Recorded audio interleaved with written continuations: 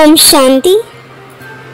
ನೆನಪಿನಲ್ಲಿರುವಂತಹ ಪರಿಶ್ರಮ ಪಡಿ, ಆಗ ಪಾವನರಾಗುತ್ತೀರಿ. ಈಗ ತಂದೆಯು ನಿಮಗೆ ಓದಿಸುತ್ತಿದ್ದಾರೆ, ನಂತರ ಜೊತೆಯಲ್ಲಿ ಕರೆದುಕೊಂಡು ಹೋಗುತ್ತಾರೆ. ಈಗ ಮನೆಗೆ ಹೋಗಬೇಕು, ಆದ್ದರಿಂದ ಪಾವನರಾಗಬೇಕು. ಪತಿತ ಪಾವನ ತಂದೆಯು ತಿಳಿಸುತ್ತಾರೆ, ನನ್ನನ್ನು ನೆನಪು ಮಾಡಿ, ಆಗ ಪಾವನರಾಗುತ್ತೀರಿ. ಈ ಸಂದೇಶವನ್ನು ಎಲ್ಲರಿಗೂ ತಿಳಿಸಬೇಕು. ತಂದೆ ತನ್ನ ಪರಿಚಯವನ್ನು ನೀವು ಮಕ್ಕಳಿಗೆ ಕೊಟ್ಟಿದ್ದಾರೆ. ಈಗ ನಿಮ್ಮ ಕರ್ತವ್ಯವಾಗಿದೆ ತಂದೆಯನ್ನು ಪ್ರತ್ಯಕ್ಷಗೊಳಿಸುವುದು. ಸನ್ ಶೋಸ್ ಫಾದರ್ ಎಂದು ಹೇಳಲಾಗುತ್ತದೆ.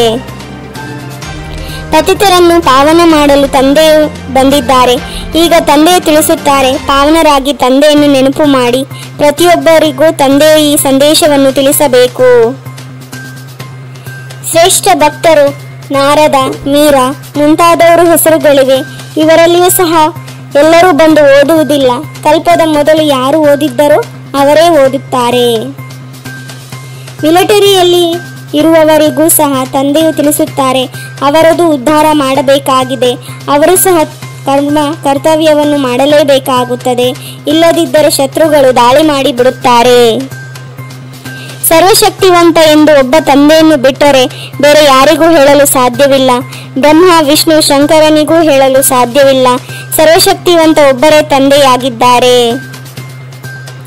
ಭಕ್ತರು ಭಗವಂತನೊಂದಿಗೆ ಮಿಲನ ಮಾಡಲು ಭಕ್ತಿ ಮಾಡುತ್ತಾರೆ. ಭಗವಂತನು ಯಾವ ರೂಪದಲ್ಲಿ ಬಂದು ಮಿಲನ ಮಾಡುತ್ತಾರೆಂದು ಗೊತ್ತಿಲ್ಲವೆಂದು ಹೇಳುತ್ತಾರೆ. ಇದಕ್ಕೆ ಅಂಧಶ್ರದ್ಧೆ ಎಂದು ಹೇಳಲಾಗುತ್ತದೆ. ದ್ವಾಪರದ ನಂತರ ಬೇರೆ ಧರ್ಮಗಳು ಬರುತ್ತವೆ. ಇದರಲ್ಲೇನು ದೊಡ್ಡಸ್ತಿಕೆ ಇಲ್ಲ. ಯಾವಾಗ ತಂದೆಯು ಬಂದು ಬ್ರಹ್ಮನಲ್ಲಿ ಪ್ರವೇಶ ಮಾಡುತ್ತಾರೆಯೋ ಆಗ ದೊಡ್ಡಸ್ತಿಕೆ ಇರುವುದು. ತಂದೆಯು ತಿಳಿಸುತ್ತಾರೆ, ನಾನು ನೀವು ಮಕ್ಕಳಿಗೆ ಪತಿತರಿಂದ ಪಾವನ ಆಗುವ ಯುಕ್ತಿಯನ್ನು ತಿಳಿಸುತ್ತೇನೆ. ತಂದೆಯನ್ನು ನೆನಪು ಮಾಡಿ, ಆಗ ಜನ್ಮ ಜನ್ಮಾಂತರದ ಪಾಪವು ನಾಶವಾಗಿ ಬಿಡುತ್ತದೆ. ಇದು ಪತಿತ ಪ್ರಪಂಚವಾಗಿದೆ. ಈಗ ಮಕ್ಕಳಿಗೆ ಶ್ಯಾಮರಿಂದ ಸುಂದರರಾಗಬೇಕೆಂಬ ಚಿಂತೆ ಇರಬೇಕು. ಇದಕ್ಕಾಗಿಯೇ ನೀವು ತಂದೆಯನ್ನು ನೆನಪು ಮಾಡುತ್ತೀರಿ. ಭಕ್ತಿ ಮಾರ್ಗದಲ್ಲಿ ಅಂಧಶ್ರದ್ಧೆಯೇ ಇದೆ. ಶಿವಕಾಶಿ ಎನ್ನುತ್ತಾರೆ. ನಂತರ ಶಿವನು ಗಂಗೆಯನ್ನು ತಂದನು. ಭಾಗೀರಥದಿಂದ ಗಂಗೆಯು ಹೊರಬಂದಳೆಂದು ಹೇಳುತ್ತಾರೆ. ಬಾಬಾ ನಮ್ಮನ್ನು ಪಾವನರನ್ನಾಗಿ ಮಾಡಿ ಸ್ವರ್ಗಕ್ಕೆ ಕರೆದುಕೊಂಡು ಹೋಗಿ ಎಂದು ಹೇಳುತ್ತಾರೆ. ಸ್ವರ್ಗ ಕೃಷ್ಣಪುರಿಯ ಆಸೆಯೇ ಇರುತ್ತದೆ. ವಿಷ್ಣುಪುರಿಯ ಬಗ್ಗೆ ಯಾರಿಗೂ ಗೊತ್ತಿರುವುದಿಲ್ಲ. ಸತ್ಯುಗದಲ್ಲಿ ಅಳುವುದು ಮುಂತಾದ ದುಃಖವಿರುವುದಿಲ್ಲ. ಮೋಹಜೀತ ರಾಜನ ದೃಷ್ಟಾಂತವನ್ನು ತೋರಿಸಿದ್ದಾರೆ. ಇದೆಲ್ಲ ಸುಳ್ಳು ದೃಷ್ಟಾಂತವಾಗಿದೆ. ಇದರಲ್ಲಿ ಸಾರವೇನೂ ಇಲ್ಲ. ತಂದೆ ತಿಳಿಸುತ್ತಾರೆ, ನಾನು ಇವರ ಮೂಲಕ ಭಾರತವನ್ನು ಸ್ವರ್ಗವನ್ನಾಗಿ ಮಾಡುತ್ತೇನೆ. ಈಗ ಯಾರು ಪವಿತ್ರರಾಗುತ್ತಾರೆಯೋ ಅವರು ಪವಿತ್ರ ಪ್ರಪಂಚದ ಮಾಲೀಕರಾಗುತ್ತಾರೆ.